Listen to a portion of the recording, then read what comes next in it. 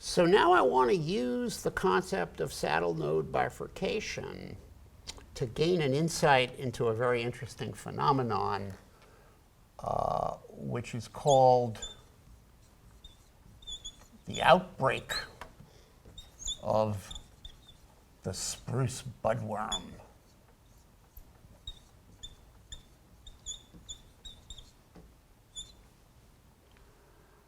So the spruce budworm is a pest. It's a little worm. It infests spruce trees and kills them. And the spruce budworm mostly exists in a very low population number, and it sort of lives on trees in this low population number. But then sometimes there's a giant explosion of the spruce budworm, what's called an outbreak. And we want to understand what kinds of conditions cause that qualitative change from the constant low-level, non-threatening level of budworm to this sudden high equilibrium point, if you will, this sudden high value of the spruce budworm population. And you're already beginning to see this is going to be a saddle node bifurcation, and indeed that's what it is. So let's make a model. To understand this, let's let x equal the budworm population.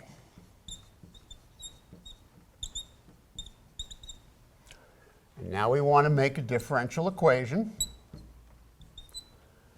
And as in all differential equations, we want to put the things that make x go up. So we want the growth terms.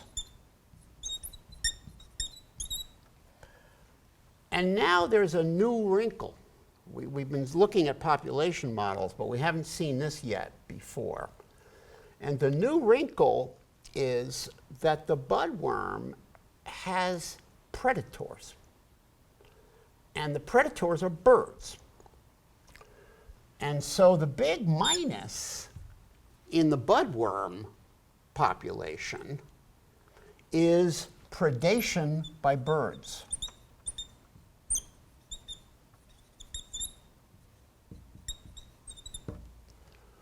So now we need to put some math on here to get a differential equation. And what I'm going to assume is that the growth term is our good old sigmoidal logistic growth. In other words, there is a birth term, which I'm going to call Rx, and there's a limiting factor, the thing that gives us the logistic equation, which is the resource competition, or the carrying capacity. And so remember, R is the birth rate, and K is the carrying capacity.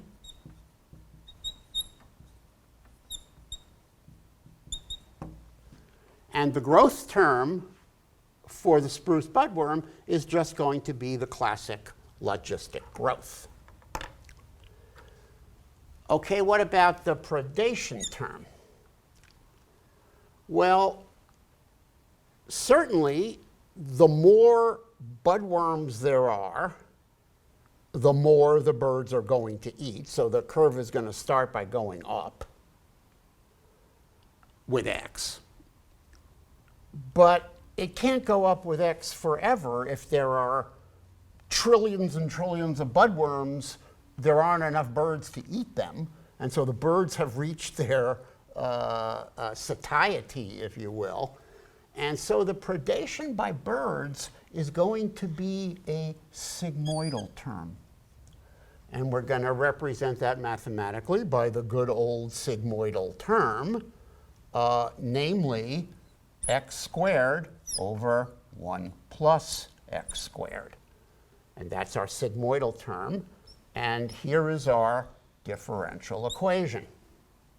So there's our Spruce Budworm differential equation, one variable. But what's interesting now is we have two parameters, r and k.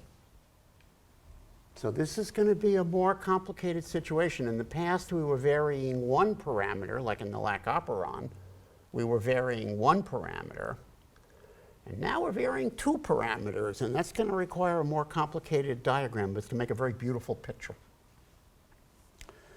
So the first question, obviously, in understanding this equation is, what are the equilibrium points? So you say, okay, set 0 equal to these two terms, and solve.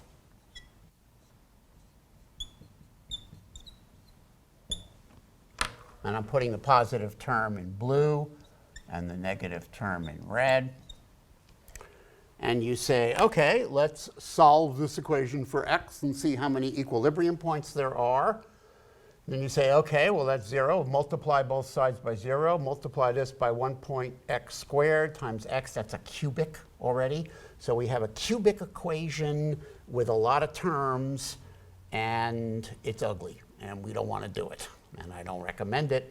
So we go to our absolutely proven method, which is to solve it graphically. We could just plot the blue and plot the pink and see where they intersect. That's totally okay. But of course, you can also make the observation that if this expression is 0, look, there's an x here and there's an x here, we can actually just divide by that x. Divide both of those terms by x. So we're assuming x is not 0, and notice that x equals 0 is an equilibrium point of this system. So I'm just going to keep track of the fact that x equals 0 is an equilibrium point. And now we're looking for non-zero equilibrium points.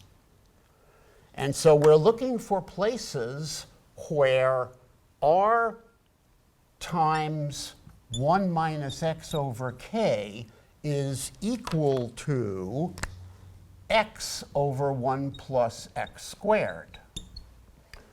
And the question is, where does that happen? We're going to solve it graphically. So to solve this graphically, we want to know where do those two curves cross. We have to plot them.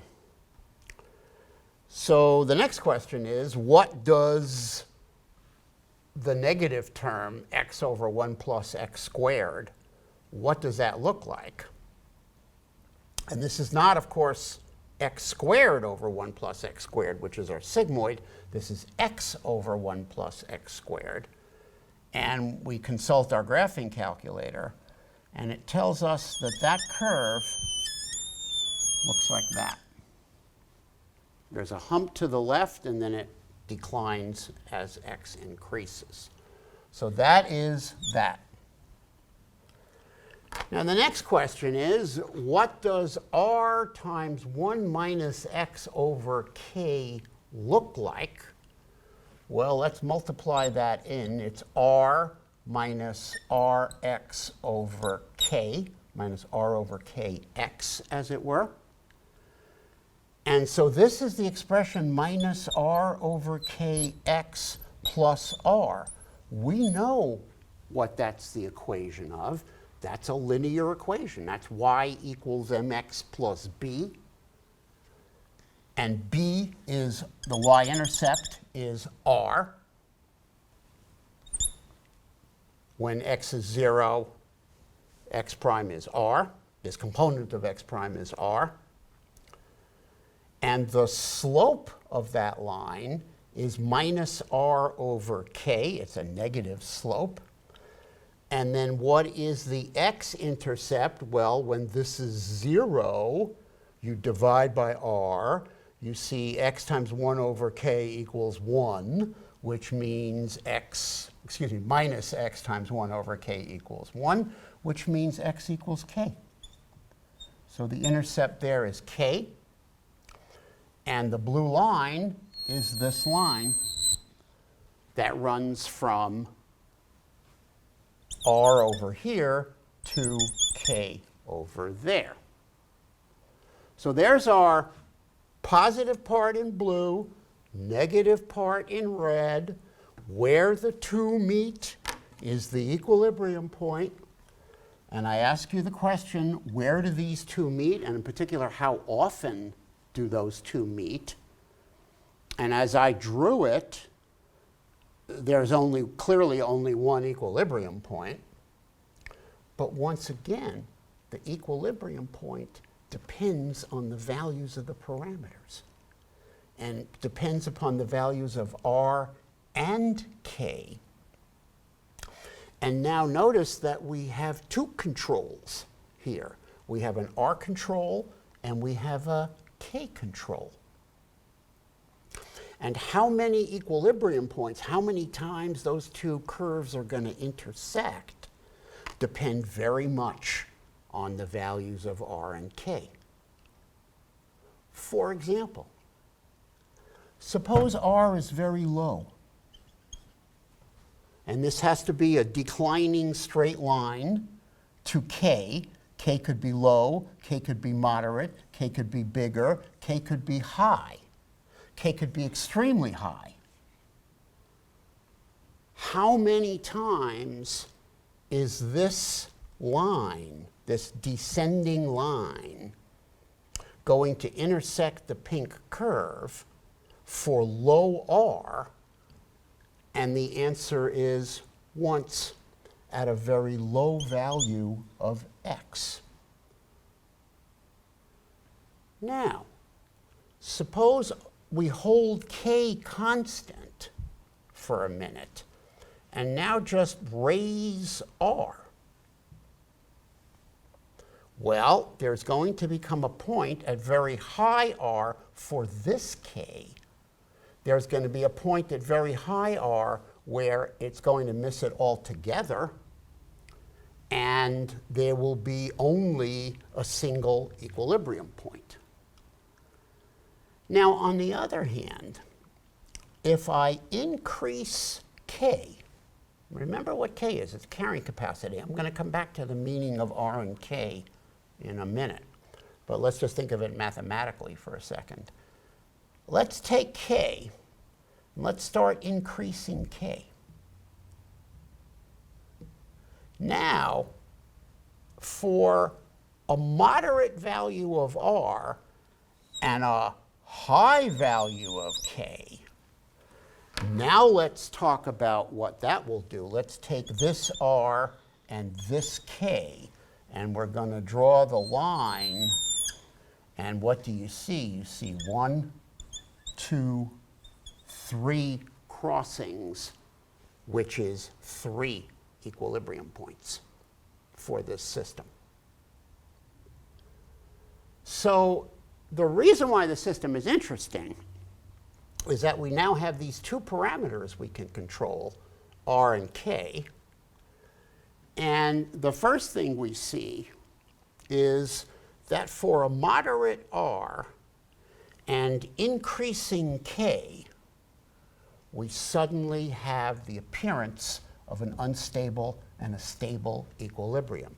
Notice this is unstable. The red, I'm sorry, I'm going to cut a second. I just spaced. Yeah, I'm sorry. I'm just going to go right back. Notice that this is unstable. To the left of it, the red is greater than the blue, except in this case it's drawn in yellow. The negative is greater than the positive, so this equilibrium point is going to go like that over there. To the right of it, the positive is greater than the negative. This is an unstable equilibrium point. This, on the other hand, is going to be a stable equilibrium point, because here the positive is greater than the negative, and here the negative is greater than the positive. So we have a birth with R fixed and moderate and increasing K, we have a saddle node bifurcation, which is the appearance of an unstable, by definition, is the appearance of an unstable equilibrium point and a new stable equilibrium point. And that new stable equilibrium point is at a very high value of x, and the name for that equilibrium point is outbreak. There is the outbreak equilibrium that the budworm population is suddenly has as a possibility as K has taken on a larger value. Now, let's think for a second about, again, about R and K. R is a birth rate. K is a carrying capacity. What is K? What is the carrying capacity of the trees for budworms? Is basically leaf space. How many square inches of leaf do you have? Because that's what's going to tell you what the carrying capacity for budworms is. Now, leaf space, those people in the Midwest and the North know about winter, and in winter the leaves die, and so leaf space goes way down. And then in the summer the trees grow leaves again, and the carrying capacity goes way up in the summer because there is now new leaf space. So that's what's happening here as K is getting larger and larger, is the leaf space is growing. And now with increased leaf space, you suddenly have the possibility of this outbreak equilibrium point. So let's look at the bifurcations that we can see in this two-parameter system. Clearly, and I'm just going to reason totally geometrically on this diagram, let's take this very high value of K, and let's hold that fixed. And then let's suppose we can vary R. So clearly, if R is super high, then that line is going to miss this bump altogether. The only intersection point is going to be right there. There has to be an intersection point right there. And that line is going to intersect only once. And so as for this K, as R comes down, we're going to get a saddle node bifurcation right there. And then after that, there's going to be 1, 2, 3. So that's a classic saddle node bifurcation. And then notice that again for that K, as R comes down even more, we're going to end up missing this bump altogether and having only one intersection at the low point. So holding K constant and varying R, we get the same sequence of a saddle node bifurcation, a region of bistability, and then that region is erased by a reverse saddle node bifurcation as the line passes that tangency, and we now have only one equilibrium point at the low value.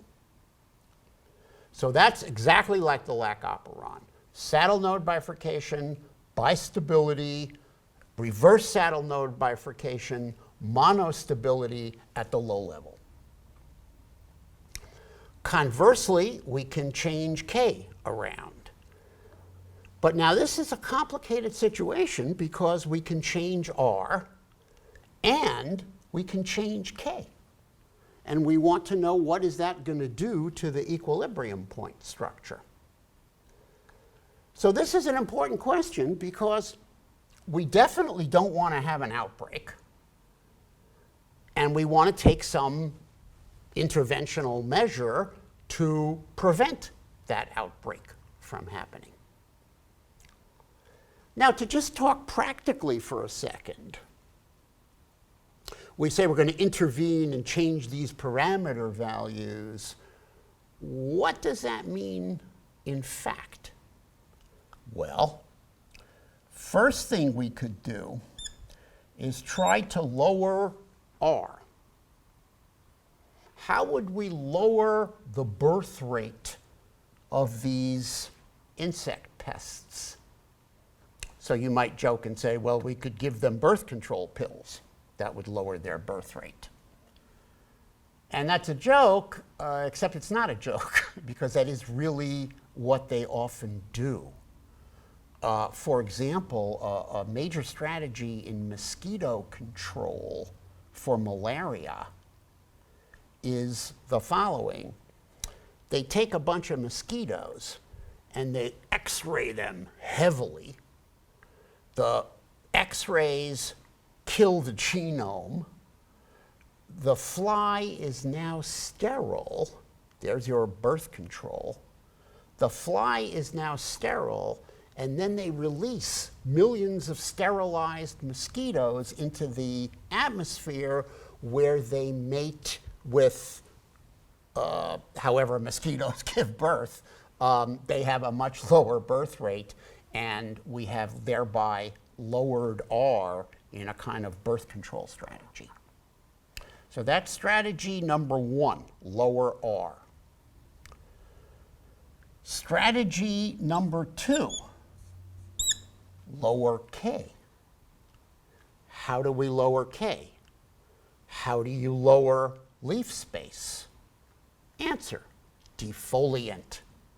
Let's get Agent Orange back from the Vietnam War. Let's spray it on the trees. It's a defoliant. We will have lowered the leaf space and thereby lowered the carrying capacity. So this lower R I'm going to call birth control. Lower K I'm going to call defoliant. And then the other thing we can do is we can actually directly lower X. We can kill insects with insecticide. So we have three tools that we can use: birth control, defoliant, and insecticide. And we can use them in any combination and in any sequence. And now the question is, can we use the bifurcation diagram to tell us what is the smartest combination of these strategies to take the system out of outbreak and put it back into the low normal equilibrium point? So now we want to make the bifurcation diagram of this Spruce Budworm model. And remember what the bifurcation diagram is. The bifurcation diagram puts the parameter value on the x-axis, and then on the y-axis you get these sticks and balls. This is state space for this value, state space for this value, state space for this value. And you remember that movie of the lac operon where we showed you the erection of each set of stick and balls, and then we dissolved the sticks away and left only the balls, and we saw that beautiful S-shaped bifurcation structure. So here we want to do the same thing, but the problem is our parameter space is not one-dimensional anymore, it's two-dimensional. So we need to make a two-dimensional bifurcation diagram. And the first version of it I'm going to give, I'm just going to draw the two parameters of the model. So I'm going to put K here, I'm going to put R here, and then you pick a value of R, you pick a value of K. That's going to give you a pair of parameter values R, K. And then at that pair of parameter values, R and K, you're going to have a certain number of equilibrium points with a certain amount of stability. So the first thing we're going to do is just keep track of how many equilibrium points and what is their stability. Now we can do that by running 20,000 simulations and plotting them all. Or we can be very mathematical. We're following Strogatz's excellent text here. We can be nice and mathematical and actually derive the points of tangency. Where does that line cross? Where does that line cross? And you know you can derive the tangency points because you have two criteria to use. Number one, that the values of the two functions are equal, but also at the tangency point, the derivative, the slope of that pink curve is equal to the slope of the tangent line.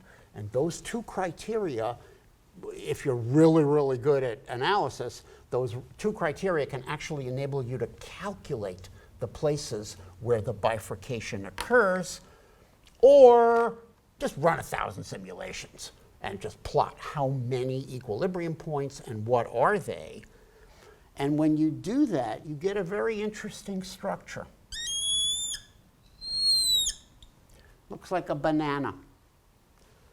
And this has the following, these are the border lines of the bifurcations.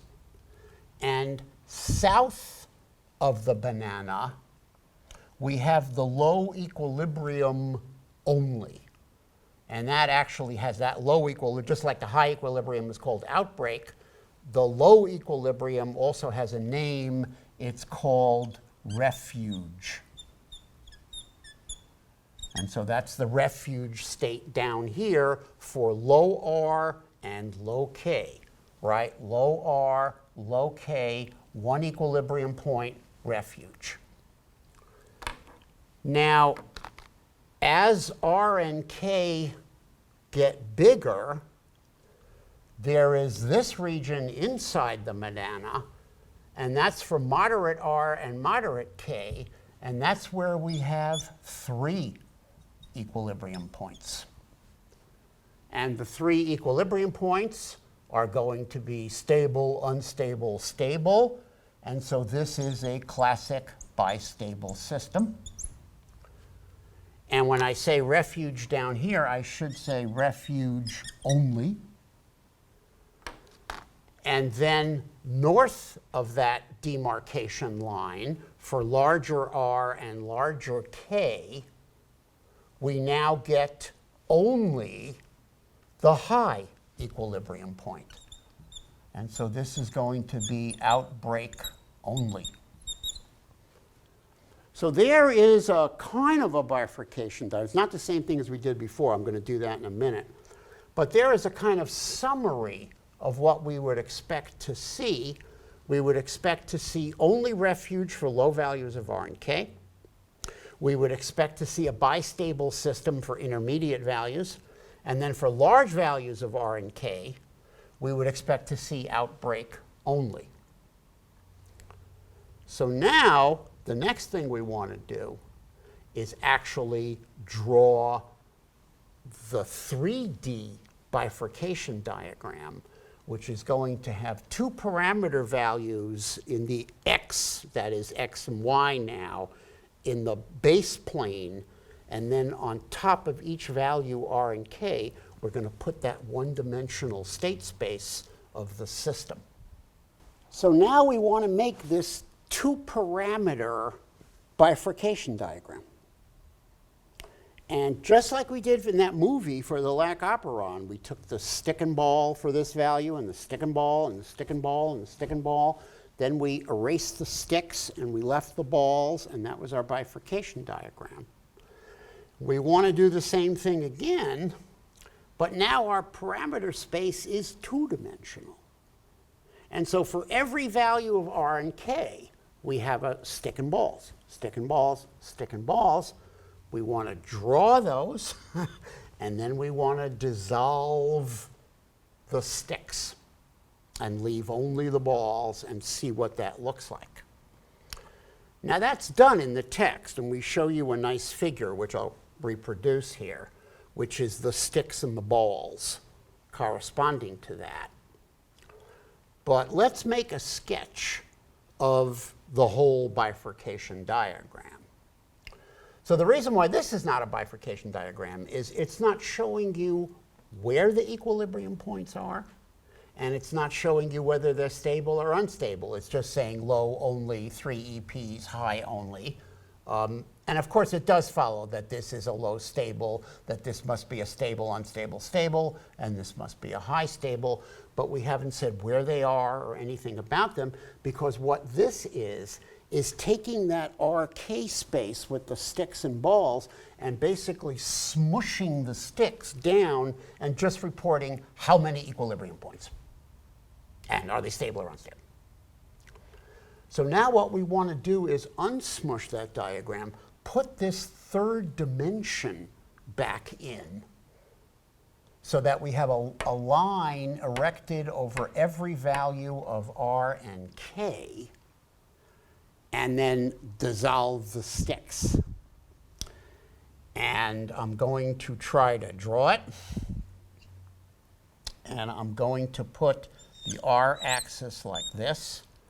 And I'm going to put the K-axis like this.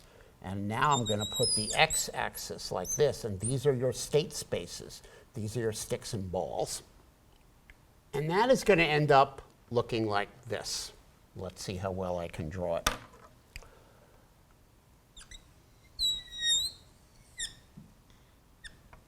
I'm going to have a sheet going back here. I'm going to have a sheet going back here. And that's going to come down to here.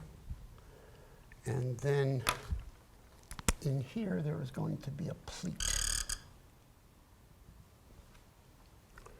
And then this surface is going to be folded like that. Now, what is this? This is a pleated sheet. So what is a pleat? Some of you guys may not know what a pleat is. It's like a pleated skirt. A pleat is not a fold. A pleat is a sheet that has a fold in one part of it and then goes flat in another part of it. So it's the appearance of a fold in a garment is called a pleat. And this is a pleated sheet. This region in here underneath the pleat is the region of unstable equilibrium points. And here is the low equilibrium point. Here is the unstable middle equilibrium point. And here is the high stable equilibrium point. And now we can say, we can now talk about navigating around on this diagram by manipulating various parameters. Let's draw this in a little better. And now we want to talk about maneuvering around on this diagram using our 3 control strategies. So now the first question, and now notice what R does. Increasing R goes this way. Increasing K goes this way. Notice an immediate consequence. This is a pleat. If K is very low, you're moving back on the sheet. You're moving out of the pleated region. So if K is very low, there's only that single equilibrium point. But as K increases, you come forward, you begin to engage this pleat, and this pleat has a stable, unstable, stable. And then as K gets even lower, or as R gets lower, you only have the one low value equilibrium point. So now, okay, let's say we are in outbreak. In other words, let's say we're right here. Stable equilibrium point, high value of X. We are in outbreak. So what's a strategy? Well, someone suggests, hey, let's focus on insecticide. let's just get a boatload of insecticide and spray everything and kill all the budworm. American strategy. What would that do? Well, insecticide kills insects. That lowers the value of X. In other words, we're moving down. We're intervening in the system and forcing the state point down in X space. What is going to be the outcome of that strategy? Well, if the strategy is 100% effective, you will have reduced the budworm population to 0. 0 is an equilibrium point. And so you say, aha, done. But not. Because remember that 0 is an unstable equilibrium point. And in this value of parameter, the high equilibrium point is the only game in town. So yes, if you are 100% effective, you have killed 100% of the insects, you have done your job, probably killed a lot of people and animals too, but you will have done your job of eradicating the spruce budworm. But my question is this: what if you're 99.999% effective? And the answer is that puts you here. I'm exaggerating. I'll even give you 99.999% effectiveness. That puts you over here. Where will the system go once you stop applying insecticide? And the answer is the system will go where every system goes. It will go to the nearest stable equilibrium. And the nearest stable equilibrium is outbreak, because it's the only equilibrium for these parameter values. Therefore, an insecticide-only strategy is a terrible idea, because you would have to be 100.00% effective, and if you're 99.99% effective, that's as good as having done nothing at all. So that's not going to work. So then you think, well, maybe, keep in mind where our axes are. This is the R-axis, this is the K-axis. Let's do some birth control. Let's lower the R value. And we can lower the R value drastically by moving in this axis. We can, if we really lowered the R value, we could put us into the low equilibrium. And I should really draw this out over here because I want to be away from the bistable region. I need to be in the low only. So I need to radically lower R. I need to move in this axis in the negative direction by a very big amount to get out of that pleated region and get into the low only region. Alternatively, I could try to decrease K, but that's not going to work very well. That's going to move me up here. It's going to produce a gradual change in the location of the outbreak point, but that's not a big enough bang for a buck. But then here's a new possibility which becomes clear the minute you look at the combined bifurcation diagram, which is, what if we did this?